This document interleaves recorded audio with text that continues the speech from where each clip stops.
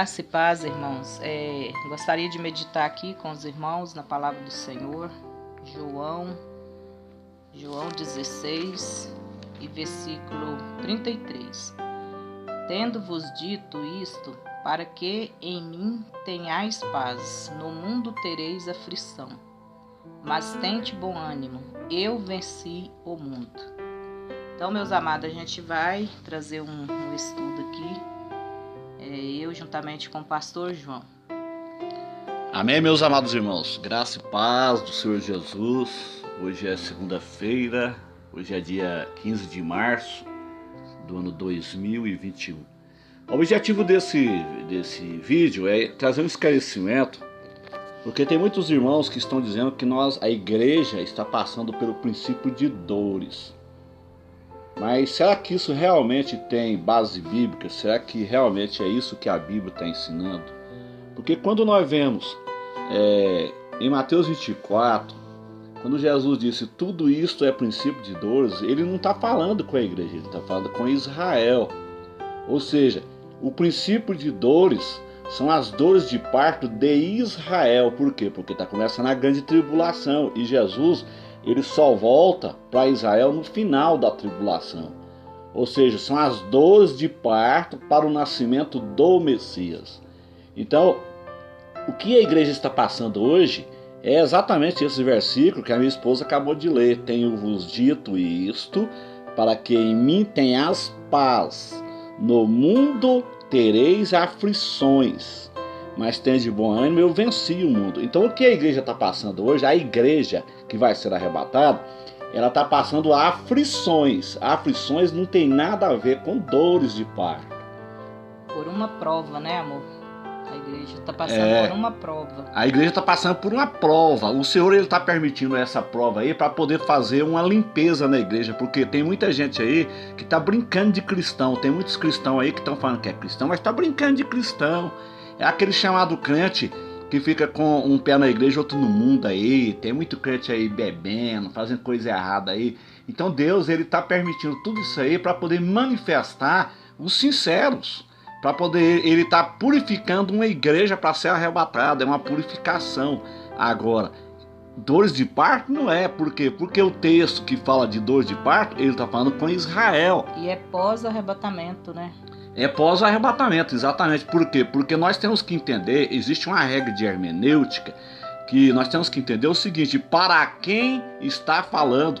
Então, quando você abre em Mateus 24, vamos abrir lá para nós analisar o versículo, Mateus 24, quando você olha Mateus 24, vamos ver aonde que está esse versículo aqui, onde as pessoas fazem a maior confusão, inclusive alguns pré-tribulacionistas também faz essa confusão com Mateus 24. Olha aqui no versículo 8 aqui, ó. Mas todas essas coisas são o princípio de dores. Então o contexto tá falando aqui com Israel. Aqui, ó, o capítulo 24 de Mateus aqui, ó. E quando Jesus ia saindo do templo, aproximar-se dele os seus discípulos para lhe mostrar a estrutura do templo, ou seja, o templo que foi construído ali pelo rei Herodes. Então Jesus fala assim no versículo 2: não vede tudo isso, em verdade vos digo que não ficará aqui pedra sobre pedra que não seja derribada. Aí no versículo 3, os discípulos eles fazem uma pergunta para Jesus. Então Jesus está falando com a Israel. E estando assentado no Monte das Oliveiras, chegaram a ser os seus discípulos, em particular, dizendo: diz-nos quando serão essas coisas. Que coisa? A destruição do templo. Isso cumpriu no ano 70. Então isso aqui é a profecia passada.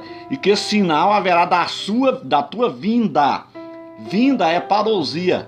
Então eles estão perguntando para Jesus que sinal seria da vinda de Jesus no Monte das Oliveiras. Não é para o arrebatamento. Os sinais são para a segunda vinda em Jerusalém. O arrebatamento ele não é precedido de sinais. O arrebatamento ele é iminente. Qual que é o sinal para o arrebatamento? O sinal para o arrebatamento é a própria nação de Israel. Jesus disse: olhai para a figueira. O único sinal para a igreja é a nação de Israel que brotou em 47, 48. E que sinal haverá da tua vinda, ou seja, da parousia lá no Monte das Oliveiras, e do fim do mundo. O fim do mundo ele é somente depois do juízo final. Então, primeiro acontece o arrebatamento da igreja, depois vem a grande tribulação, o anticristo, Aí a segunda vinda em Jerusalém, o milênio.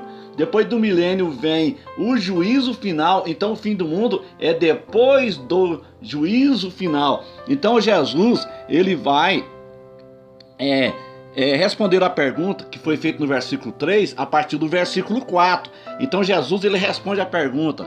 E Jesus respondendo disse-lhe: acautelai que ninguém vos engane. Então você tem que pegar agora o versículo 5 e conectar lá no Apocalipse 6, que é onde o anticristo se manifesta. Porque muitos virão em meu nome dizendo eu sou o Cristo e enganarão a muitos. Ou seja, o anticristo, ele engana Israel, o cavaleiro do cavalo branco, né? O próprio Jesus falou para os judeus: eu vim em meu nome, vocês não me aceitaram, mas virá outro em seu próprio nome, esse vocês vão aceitar. Então, Mateus 24:5 é exatamente o cavaleiro do cavalo branco. Olha o 6, eu virei de guerra, é o cavaleiro do cavalo vermelho, de rumores de guerra. Olhai, não vos assusteis, porque é mistério que tudo isso aconteça, mas ainda não é o fim. Que fim que Jesus está falando aqui? O fim da igreja na terra? Não. Aqui não está falando com a igreja. Está falando do fim do mundo. Ele está respondendo a pergunta que foi feita no versículo 3. Os discípulos perguntaram para ele. Então, ainda não é o fim. Por que não é o fim? Porque está começando a grande tribulação. Ainda vai passar 7 anos da grande tribulação. Depois vem o milênio, né? Depois que vem o juízo final, e então vem o fim. Então aqui, ó, versículo 7. Levantará nação contra nação e reino contra reino, e haverá fome. Isso aqui é o cavalo preto do Apocalipse, o terceiro cavalo. Peste é o quarto cavalo do Apocalipse, é a matança. Terremotos. Terremotos aqui é exatamente o sexto selo do Apocalipse capítulo 6, em vários lugares. Aí o versículo 8 ele fala assim: todas essas coisas são o princípio de dores. Então as pessoas colocam a igreja aqui, que a igreja está passando o princípio de dor. Não, meus irmãos, Jesus está falando com Israel. Nós temos que entender o contexto aqui, ó, para quem ele está falando. As dores de parto, elas são pós-arrebatamento, é as dores de parto de Israel. Não tem nada a ver com a igreja. Aqui a igreja já foi arrebatada, né, amor? Então o que a igreja está passando é uma prova, é uma aflição. E os sinais que está acontecendo, isso aí é para a segunda vinda. Os irmãos vê que a iminência do arrebatamento está por um fio. Exatamente. Por quê? Porque se nós estamos vendo sinais da segunda vinda acontecendo diante de nossos olhos, né?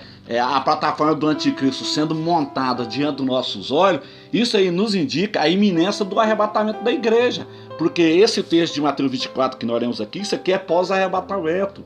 Então esse princípio de dores aqui não é para a igreja, é para Israel, porque é as dores de parto para o nascimento do Messias. Israel vai sofrer demais, meus irmãos.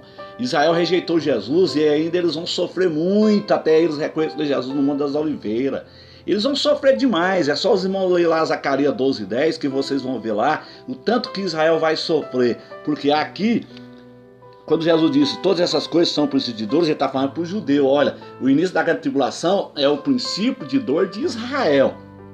Agora a igreja, ela está colocada no parêntese entre a rejeição de Israel e a nova aceitação. Ou seja, a igreja está colocada entre as 69 semanas e as 70 semanas de Daniel. Israel rejeitou Jesus, né? Aí Deus colocou a igreja. No momento que aconteceu o arrebatamento da igreja, aí Deus volta a tratar com Israel. Então esse período da igreja é chamado de plenitude dos gentios. Então, meus irmãos, isso aqui nós queríamos trazer esse esclarecimento para os irmãos, eu mais a minha esposa, porque a gente vê muitos irmãos pré-tribulacionistas, dizendo que a igreja está passando pelo princípio de dores. Não é. A igreja, ela não está passando por princípio de dores, ela está passando por aflições. João 16:33, no mundo tereis aflição. Exatamente, Deus está permitindo isso aí para poder a igreja buscar. Nós temos uma igreja hoje relaxada, uma igreja que não ora, uma igreja que não faz culto doméstico, uma igreja que não lê Bíblia, uns crentes que não levam a Bíblia para a igreja, levam celular, um povo que não busca o Senhor, sabe? Fica o dia inteiro na internet, nas redes sociais, pesquisando no YouTube heresia, alimentando heresia no YouTube e não lê Bíblia.